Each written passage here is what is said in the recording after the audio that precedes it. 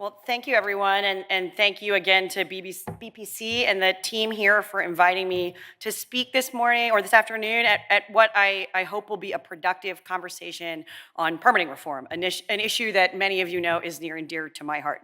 As someone who has worked on this issue for longer than I'd like to admit, I'm really grateful to see agreement across the aisle on the need for action on this issue.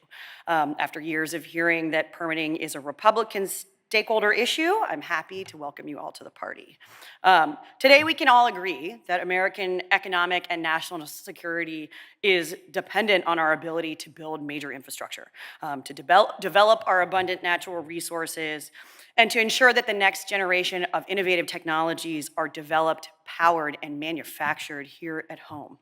We will never compete with China and remain the world leader if it takes us 29 years to develop our critical minerals, decades to license nuclear reactors, and years of endless litigation to build the pipelines and transmission lines that are required for our modern economy.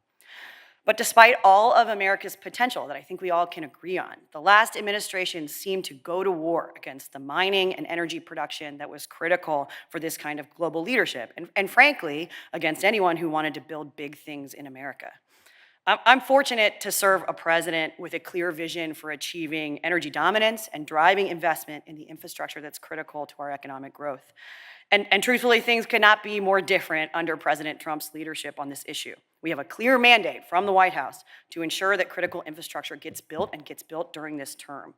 I don't need to tell you that this administration is using every tool in the toolbox, from updating outdated regs to utilizing nationwide permits and categorical exclusions where they're appropriate, to empowering the Permitting Council, where I serve, to move permits faster and get more infrastructure built. As a longtime congressional staffer, I would love to see Congress act on legislative permitting reform, building on the reforms that we were able to achieve in the Fiscal Responsibility Act. But as an appointee in this administration, I know we can't afford to wait. The Permitting Council plays a critical role in moving projects forward today, and I'm excited to be a part of that process. We've been told for way too long that going faster means sacrificing our environment, but the data shows that this just isn't true. And thank you again to the many groups in this room who have helped to contribute to that data and help us change people's minds on this issue. But the Permitting Council's track record really reflects on this. We don't cut corners, we don't skip steps. But we consistently finish our projects faster and with less of a risk of litigation. We can continue to uphold these best in the world environmental standards and the best in the world environmental review process as Congress intended it, without wasting billions of dollars or letting projects die on the vine. So where does the Permitting Council fit in this new vision of energy dominance and infrastructure, the infrastructure agenda coming out of the White House? As an agency that was established by Congress in 2015, we really truly function as a tool of the executive. So we respond in these 4-year cycles. If you've got a president in the White House who cares about getting things built, we're a pretty powerful agency, and we are a strong tool in getting projects to the finish line. If the chief executive is more interested in issuing regulations or adding requirements, then the Permitting Council is pretty sleepy, and unfortunately that was the case in the last administration.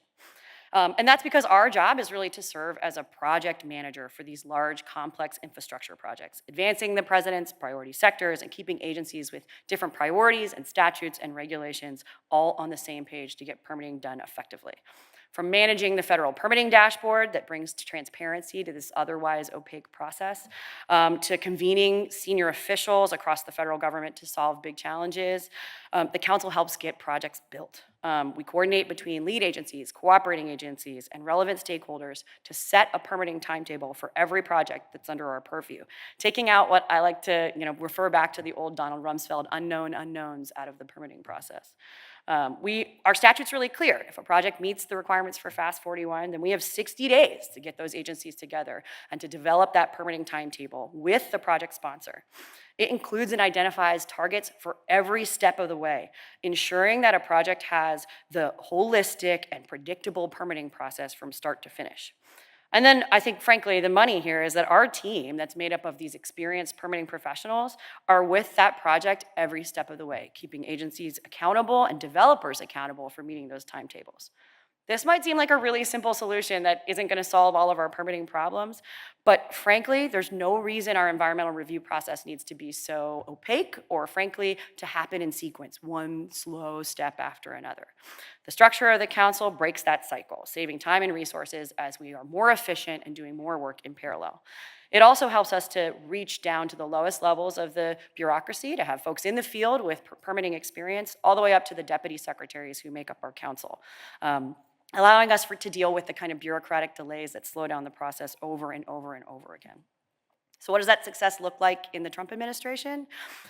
It means getting shovels in dirt and getting projects built. We're not just trying to get permits, we're trying to make sure that we can build projects that change things for everyday Americans before the end of this administration. Since President Trump took office last January, we've more than doubled the number of projects on the federal permitting dashboard, listing 66 projects and, more importantly, completing permitting on 13 of those projects. And this is only the beginning of an effort to really radically change the expectations for large projects navigating federal permitting. We're prioritizing key sectors in our agenda, which is emphasizing mining and manufacturing and reliable energy and the pipelines and transmission lines that we need to ensure data centers can be built across the country. With the president's executive order on mining last year, we really became a critical part of the mining supply chain, leaning all the way in overnight and growing our portfolio from 1 project to 53 in less than a year. We're growing our pipeline sector, setting records for completing timetables for the necessary reviews for our project. All of the FERC-led pipelines on the Fast 41 dashboard are expected to get their certificate of public necessity from FERC within a year, a full year faster than the average before we started this process.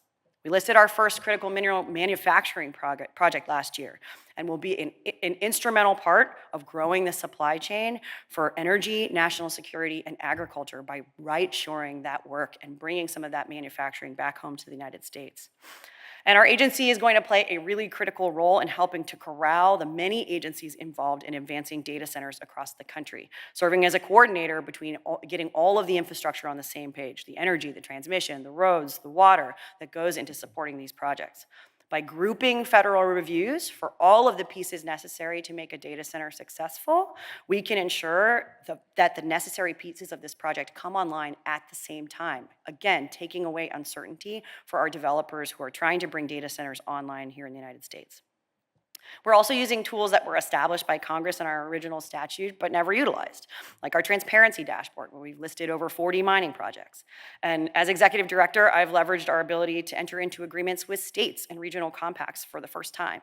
We signed our first agreement with Alaska last year and intend to sign many more in 2026 with the intention of bringing state permitting in line with federal permitting. There is no reason we can't do our work simultaneously and save time for project developers. This year, we're also partnering with CEQ to execute on the President's Technology Action Plan, which is designed around bringing AI and technology into our permitting process to make it more efficient from top to bottom. This is just another way that we're looking to do this work and to fix this broken permitting system by empowering our developers to have more data and more resources up front so they can make wise choices to protect the environment and responsibly develop these resources. The Permitting Council is really just one part of the Trump administration team that is dedicated to getting things built in America. We don't set policy, we execute on it. And I'm really grateful to work hand in hand with the team in the White House, partnering with the NEDC, CEQ, OMB, OSTP, and the National Security Council to ensure critical infrastructure projects don't fall through the cracks. This administration is making good on its goals to transform the efficiency of permitting, and I truly believe that our work is going to lead to the most robust expansion of energy and critical infrastructure projects in this country's history. So on to the topic at hand. Even with all this progress, changing the culture at agencies, coordinating across the government, making the federal bureaucracy work hand in hand with developers, Congress can still play an important role in permitting reform. The vast majority of our environmental laws are older than most of the people in this room, myself included. And I firmly believe Congress never intended for them to be weaponized for endless litigation.